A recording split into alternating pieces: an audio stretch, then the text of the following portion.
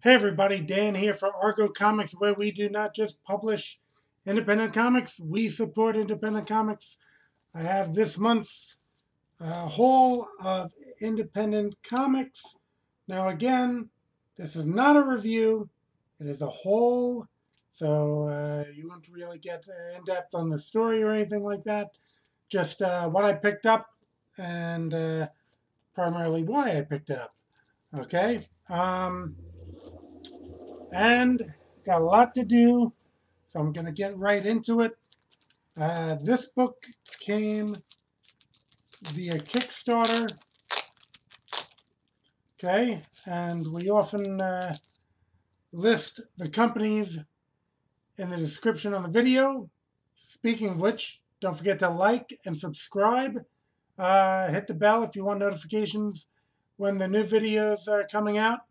But really trying to get that number up a bit in the subscribers.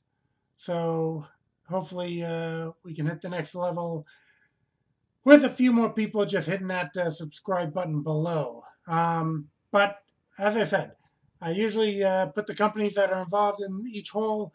This month, you'd have to put up just about every company, being that we have this book that came out in diversity. Okay, and you may recall this as a homage cover to Crisis on Infinite Earths, a Perez cover that was done, I believe, as the Anti-Monitor. They were fighting on this cover, various characters, and in Argo Comics here, I'll try to get them in here. You could maybe see in the red and yellow Shazrath of Argo 5.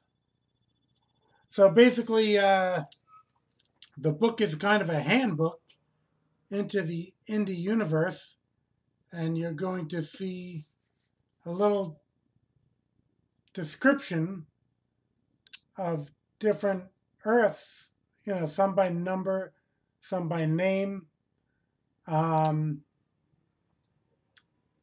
you will just get a little description of what that universe or Earth is all about.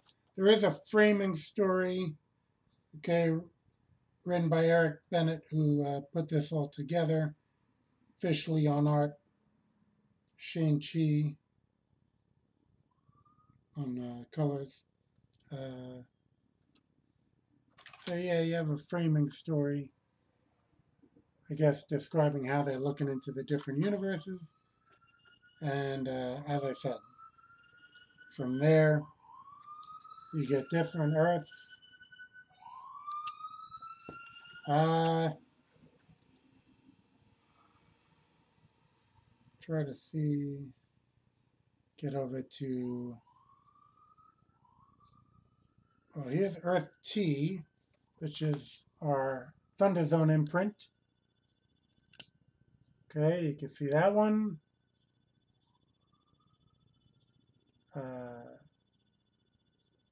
Characters who have been in some of our releases and some of our upcoming releases. So that's very cool to see. Earth T for Thunder Zone. And then let's get over some of them numerically. The numeric ones rather are easier. And then finding some of the ones by name, just a little trickier. Okay, here we are. Earth Argo with Argo 5 and some of the other Argo Comics characters. Kept it to a moderate amount. As you know, we have a lot of characters, but just wanted to give a taste of that. And coincidentally, we're with our good friends over at Advent Comics on the same page as them, with Tony Cottrell's characters. So, and coincidentally, we might also, Gilbert Monsanto is very popular for doing these type of team shots and character pieces and everything.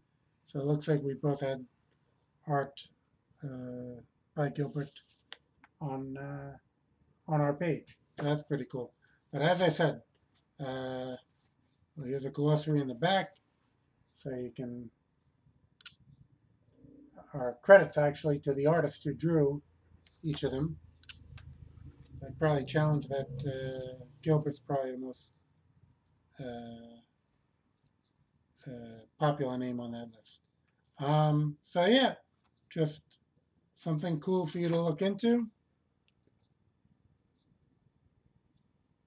Okay, it was a Kickstarter, but I'm imagining, you know, there might be a general release of this, and if so, it's definitely worth picking up. Takes you back to that old Earth 1, Earth 2 type thing that kind of started that in comics, and then, you know, led into many other Earths until Crisis, where they tried to pare it down. All right, getting into Antarctic Press. Got Exciting Comics number 20 came out. Now I think, yeah, I don't believe I have a story in this one. As you know, I think from like 9 to 19, almost every issue, I had a story going on. But you know, it's an anthology, so there's a number of stories running, and you know, I'm still in the process of lettering some of this stuff. So if he doesn't have anything from me, he runs with the other features he has going, which if you've been picking up Exciting Comics, you'll recognize these. Full Injustice, Nothing Man, and Niobe. So those have been running as well. That's Full Injustice. Look at that. We'll look at Nothing Man.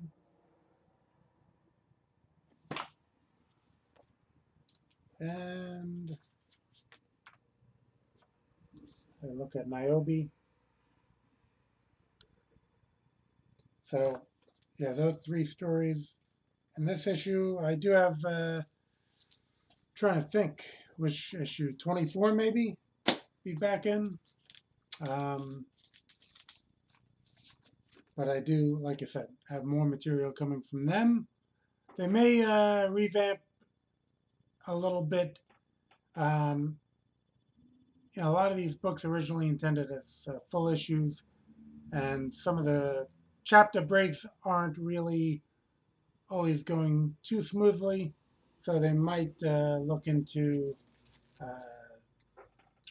I guess, paring down how many stories per issue and giving you a bigger chunk, which probably serve most of those books better.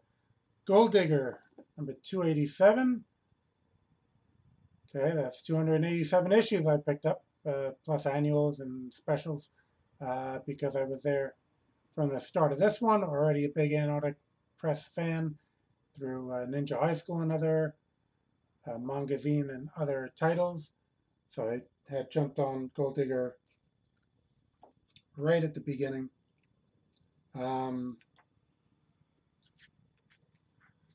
And Fred Perry is marching towards his 300 issues of Gold Digger, which I believe is where he said he'll end it and pursue other projects. Drawing, writing, coloring, lettering, I believe he does it all. So 300 issues, I don't know, maybe unparalleled to do all that for that many issues. 288.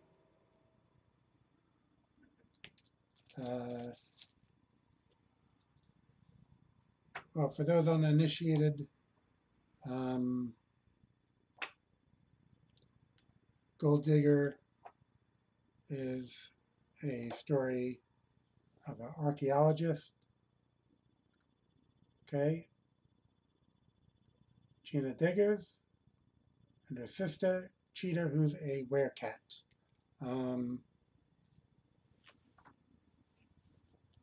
There she is. I mean, there's been a lot of other characters throughout, but, you know, that was the basis of it. Sister, the werecat, being adopted, and two of them having adventures. Even a crossover with Ninja High School. Time Warp, I believe that was called. And that was a good story. I picked up this one. This was Antarctic Press. Got the rights to a couple Japanese TV series, kind of in the vein of Power Rangers type shows, that were live action, and they were adapting some of the stories or coming up with new stories in comic book form. Okay. Yeah, actually, you know, writing for them in Exciting Comics, I'd seen where this was, they were, you know, going to see who's going to be doing what. I did look into the videos on YouTube, which you could find some of these shows, like the one featured here, Electroid Tharborger. But like with so much on my plate already, I kind of, oh, here's, I think, a list of the ones that they got the rights to here, licensing rights to do comics of these live action shows. So I had, like I said, quite a bit on my plate, so I couldn't jump in with that, but this was like the main character, the hero. Again, I watched a bit of it, but I had to say to myself, I can't take on other stuff, you know, with things I'm putting in Thunder Zone, which are running through Antarctic Press, and then, of course, Argo Comics, and having a move coming up, which is why I'm going to pick up the pace here, because I do have to get back to getting ready certain things with that. Okay, another Antarctic Press. This was, I think this was Antarctic Press, I'm pretty sure. I'm trying to see publisher. Maybe I'm wrong. I knew they did at one point a story with this, but yeah, I don't see even a publisher over here. Black Hops.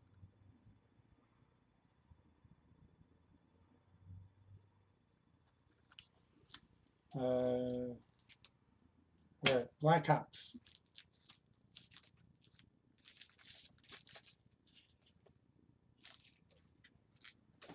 As you can see, it's a manga type thing.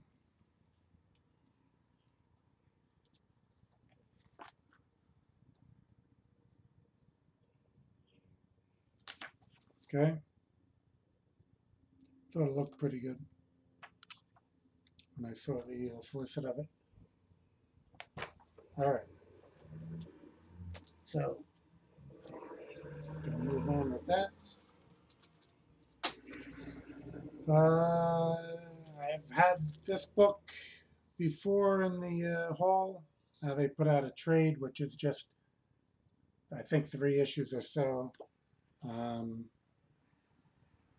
Originally, I checked it out because of had a Argo 5 artist, Luis 13, who also called himself Antipus. For this thing, he called himself Antipus. And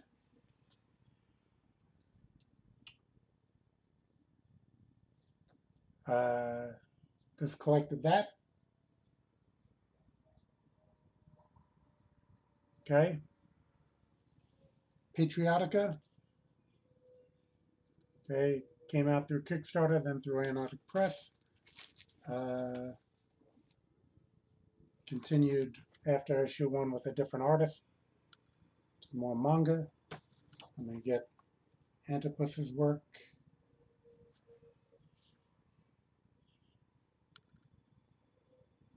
Show you that as well. Trying to get less glare on the camera. All right. Then they also, I guess, this says number 3, so I think there was a spin-off title, Patriotica United.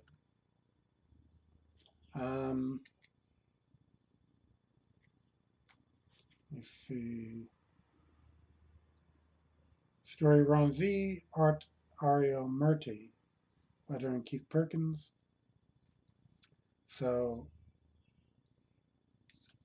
yeah, it's kind of like a Photoshop painted type cover, but the art inside is actually just a bit more like manga. Okay. Patriotica, Black Ops, some of these titles, seems like there's almost a re-emergence of the bad girl thing. I guess Lady Death really is, pretty popular, and she was during that era of, the bad girl comics. Double Impact, 2 of them I remember. Like I said, Lady Death was in there, Lady Purgatory. Chaos Comics had a bunch of them. Kabuki kind of spun out of that era, even though it wasn't, as kind of schlocky. But there does seem to be a re-emergence of that. All right. YEET 51. Okay, I got YEET 51 in the mail. Okay, Second City Sentinels, which I think is better because there's a couple Sentinels already. So I think it's better to differentiate them with Second City Sentinels. I might have missed that the last issue because I think I just saw that they were the Sentinels. And then it's a flip book. You got the Roguettes, which is kind of like a female team. Second City Sentinels. It's a nice art style, right? I mean, YEET is through Patreon. You just look up YEET. So, Cost of Paper Comics. It says here, old guys who like old comics. And they just charge you each time an issue comes out. Let's see. Oh, yeah, I think I had looked in this when I got the book, and I didn't see credits for Second City Sentinels. But kind of like a super team. Roguettes is kind of like an all-female super team. I think I recently posted on Facebook that I had an issue with the Femstars. This kind of reminds me of them a little bit. Like they were all female. Their initial enemy was a cosmic character. My take was more like a Real Housewives of Argo comics, where they're all socialites and everything. But they seem to be a straight-out superhero team. Almost when I saw this, with this fire and ice, I was thinking of the Heat Miser and Cold Miser. But yeah, so you got that. Sampling of the artwork. Okay, YEET is black and white sometimes, color sometimes. More often black and white, I believe. But always a fun anthology. The Ballad of Ronnie Tillotson, yeah. Which is a postmodern retelling of Rumpelstiltskin by Don Simpson. Okay, Don Simpson had a story last issue, Victory Folk, with the concentrating on public domain characters, and now he contributed to this one. I'm thinking there might be a general release of Victory Folk, or he may continue it in another issue here. But for now, we just have another story by him. Very popular. Don was very popular for his Megaton Man back in the day. And now they have him featured in Page of the YEET. All right. A couple books came out from Advent Comics. Okay. Advent Comics presents Black Star Line. Tony Cottrell is the main creator within Advent, and doing much of the writing as I do in Argo Comics. And here's the first story. Kind of a nice, realistic looking style to that. Okay. Africa Prince is the, Africa Force is the first book. The first story. Titan the Ultraman, that's a character he's had long running, is the second story. Okay, so we had that, which is more, I was going to say a detailed. I do like superhero groups. Looks like they're a superhero group. I don't want to give any spoilers, but it does look like they're a group. But Titan, let's see. That is done. Tony writing it, Austin Brooks doing the art, Rachel LaChance doing the colors, Chris LeBlanc doing the letters. That is done in more of a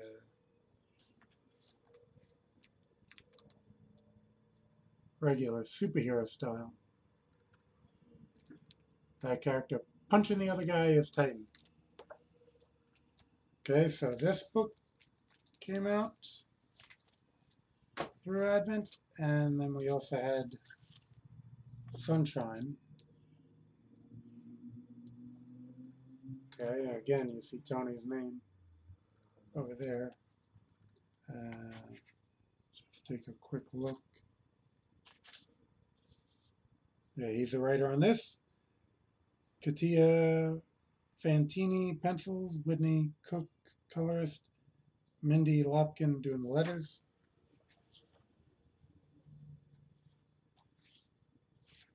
Sunshine, let's see.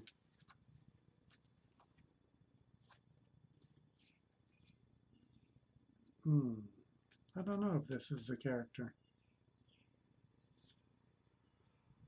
I don't know if that's the character or the villain. I haven't read it, obviously. It's just a whole video. Maybe that's the villain. Because I don't know if this character has a costume. She seems to be shining over there. Maybe that's Sunshine, I believe. So, no, maybe she gets a costume. So maybe that was a villain that we saw before. But, Advent always brings you a good story art, lettering, the whole bit. So I picked it up. Let's see.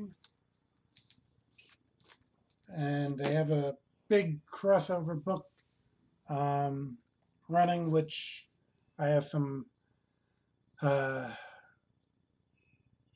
not sure if it's just Shazrath or if Argo 5 is jumping in on that one. But yeah, I had a little crossover already where I had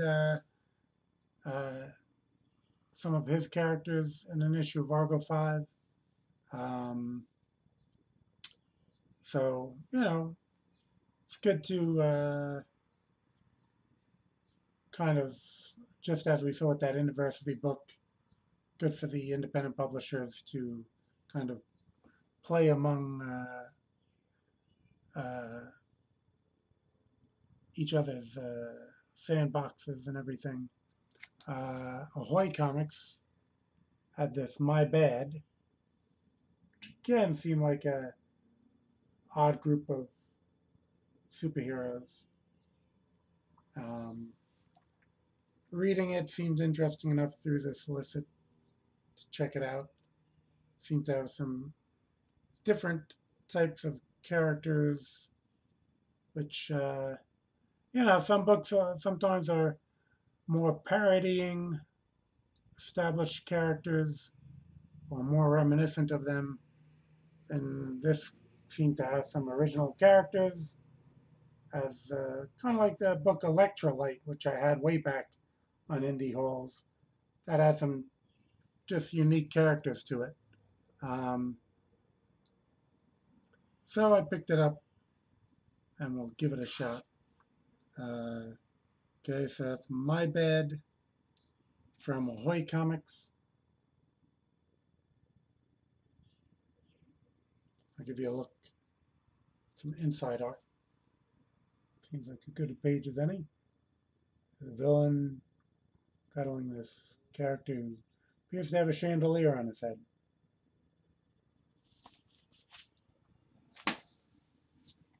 We have a preview book. Nothing. Artist Elite. Okay. Seems to be a company coming out. Brett Booth is involved. I'm a huge Brett Booth fan. This is his cover.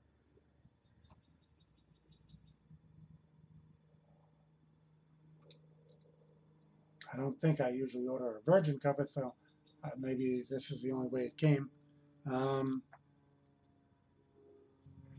But let's see. Yeah, Brett Booth. So it seems like this is conceptual stuff.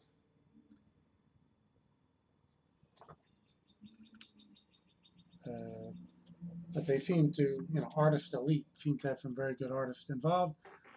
Paolo Pantalina, whose work I've seen on a lot of covers. He did have a series, Genie, spelled with a D. He did that book a while back. Like the Jinn, D-J-I-N-N-I. So he's involved here. I think Al Garza might be involved, if I'm correct. Trying to see if we have.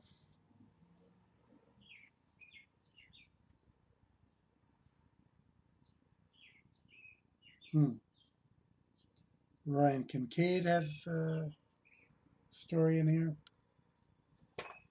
So, yeah, it seems to be a grouping of artists getting together to try to make a company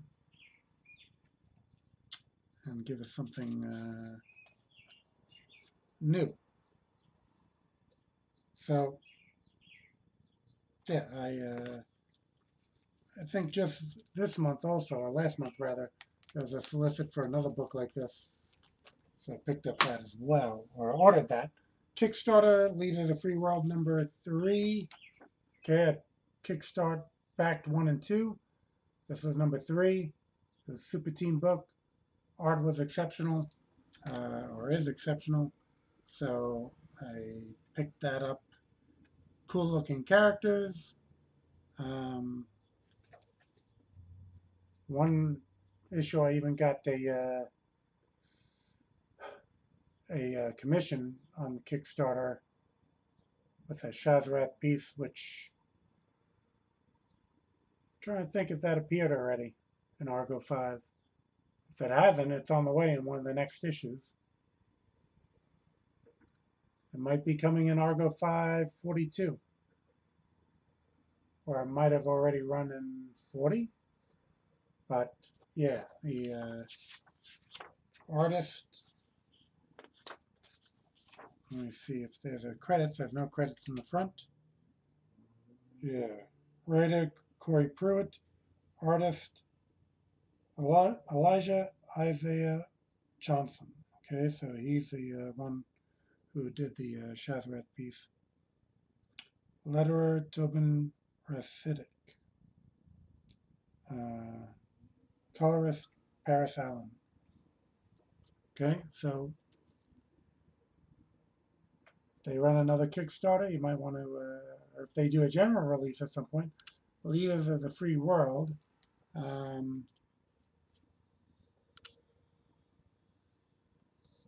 Come on, focus. I'm not going to focus.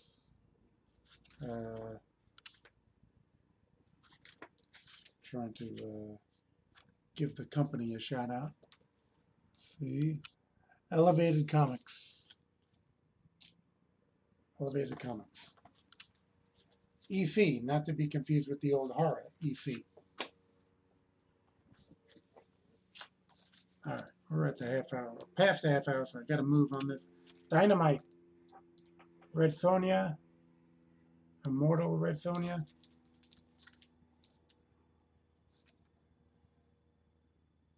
Number 1. Solicit story sound pretty interesting. So I figured I'd give it a try.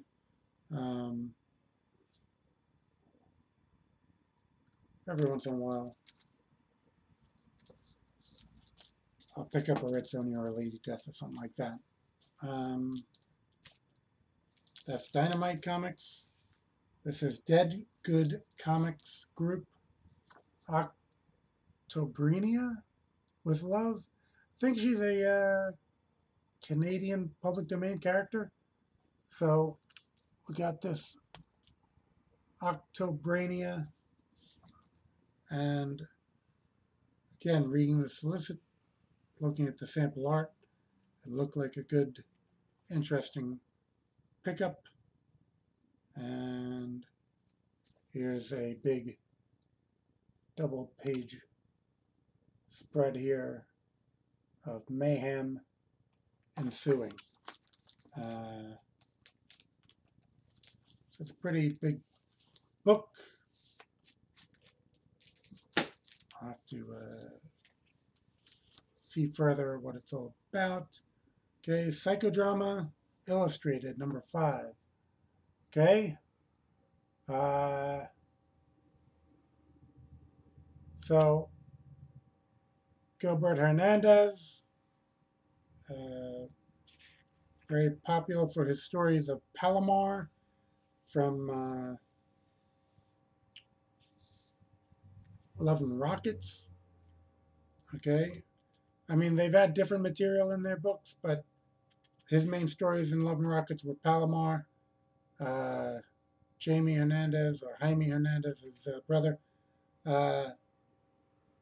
most notably Maggie and the Mechanics was the main story from him that ran throughout. And basically 2 of the best writers in comics, for my money. That's why Love and Rockets is one of my top 10 indie comics.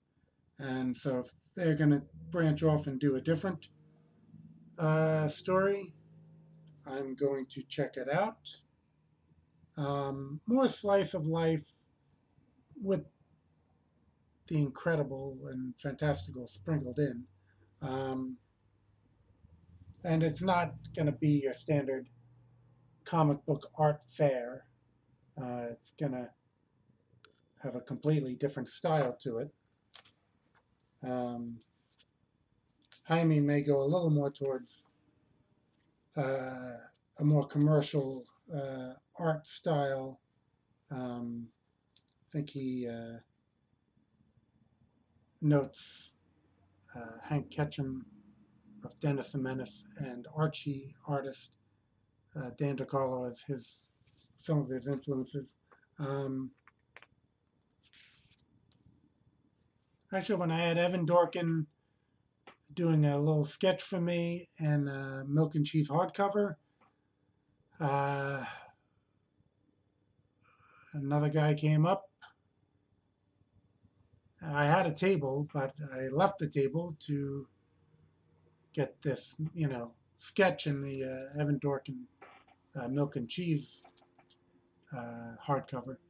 Another person who had a table was telling us about the Creators Lounge and that there were sandwiches and stuff like that. And three of us talked a bit. And little did I know that was Jaime Hernandez. And when I figured that out, I made my way over to his table. And instead of talking of sandwiches, I told him what a big fan of his work I was. And then I was actually going to try to get something from him artistically for Sunday, but then I guess he had something come up and he was not back for Sunday. So my loss, but again, two of the greatest creators in comics, the Hernandez brothers. This is a free comic book day thing, I think. Maybe not. Sometimes an artist will hit me that I want to pick up something from 2000 AD. Judge Dredd. Okay, I love the movies. Haven't been a regular on the comics, but I picked up this sci-fi special.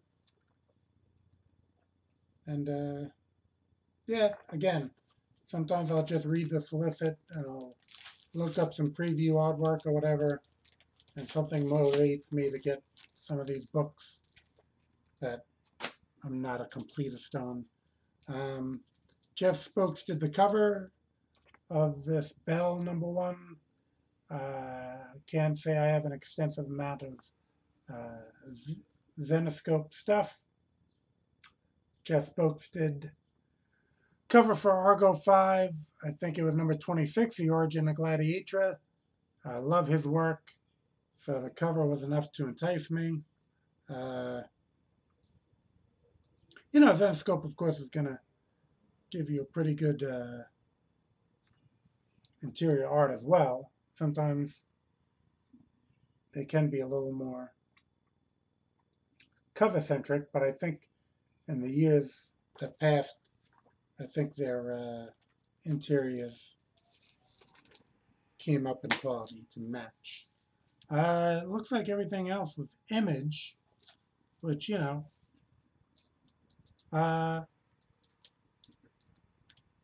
doing this indie monster haul, a lot of times, I could cover the big 2 books that I pick up. I'm sure there'd be a lot more subscribers, a lot more discussion in the comments, everything like that. But I know there's like a good amount of people who cover those already. Maybe they feel they're an indie person because they're picking up some Image and stuff, which Image is indie. Just because they're successful doesn't make them not indie. But, again, they're not really picking up a lot of stuff that I just showed you. Some of it not being within previews and everything. That's why I kind of do this, kind of show you some other stuff that you might miss out on, that if your tastes are akin to mine, it might be something that you'd be interested in. So Image, there's a lot of publicity already, but I do include it. And this was Eric Larson's Super Freaks #1. Okay, Savage Dragon on the cover. I don't know if this was... I know there was a book being put out. Yeah, this is the book that was put out by the Fin Addicts podcast, where I guess it's more like a fan publication, of very good quality still. Very nice. But yeah, I heard them talking about this one episode. Again, Savage Dragon, something that I had been with for you public domain lovers, seems to be a public, I mean, Eric Larson's used the public domain characters a lot. There seems to be a bit of them in there. So, here it is. Savage Fincast is actually the name of it. Okay, celebrating 10 years of the Savage Fincast podcast. Official fan tribute to everyone's favorite Finhead. Okay, people who are around back in the day recall Savage Dragon cartoon actually being on TV. Since then, Malcolm Dragon has taken over the comic. It's one of the best indie comics out there. So, of course, I was going to pick that up. Actually, here's Savage Dragon again on this Savage Dragon Team-Ups book, which I guess is a trade collecting a bunch of the team-ups that we have seen Savage Dragon go through.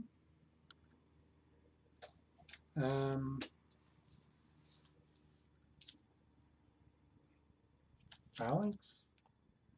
Okay, it's kind of like a Wildcats homage cover. Again, it looked like a kind of a fun team book here.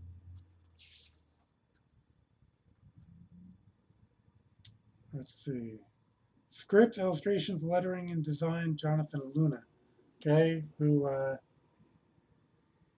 know in the 90s he did some pretty popular work. The name is not coming to me at this time. I bought some of it. And I did enjoy it, which is why I picked up this. So don't think that my bad memory is a cause not to check this out, because it looks like a fun read. Commanders in Crisis, Steve Orlando writing, David Tinto doing the art. I read the first one. I guess for you Comicscape people who don't want just a book that's totally about social issues and stuff like that, this would maybe not be the right book. I did think the art was really great. It's a little, heavy on that side of things, but it was interesting. And again, some unique takes on characters and stuff. So I did pick up the second trade, give it a shot. The last Image book crossover. Okay. Again, I read the solicit, and I think it's crossing over different types of universes. Maybe like my old favorite on TV, Drawn Together, if anyone recalls seeing that. But I think, okay, get a look at the art here. Here's a good, oh, I lost the page. Trying to show you some, here it is, a little impressive double page spread there of some havoc going on. But yeah, I do believe it's some different styles in here. Did look interesting, did sound interesting, so I picked it up. All right, so that's going to do it for this one. As I said, making a move. So if you don't see me on the next month, that means I'm knee deep in doing all that. But I will keep picking up the indie comics, whether they're being shipped here or to a new location. But in the meantime, like I said, subscribe. Let's get those numbers up a little bit. And then I can come back with more indie comics. I'll tell you if there is any news on Argo Comics, which, well, we do have Argo Comics Double Shot #4 at the printer. So I put that in April, just waiting for them to list that one. We do have a completed issue Argo 5, so I should be able to get that in before the move. so that, when they finally list that, you'll have that to look forward to. And of course, more stuff coming up through Exciting Comics. So Thunder Zone Studios is producing a couple books for different clients. So we do have that available as well, which is easy enough for me to keep up with, even with the move, through the internet, even on the phone, keep those projects rolling along. So busy, but always keeping busy with more. That's a way of the way we do things. All right. Thanks for stopping by, and we'll see you in the next video.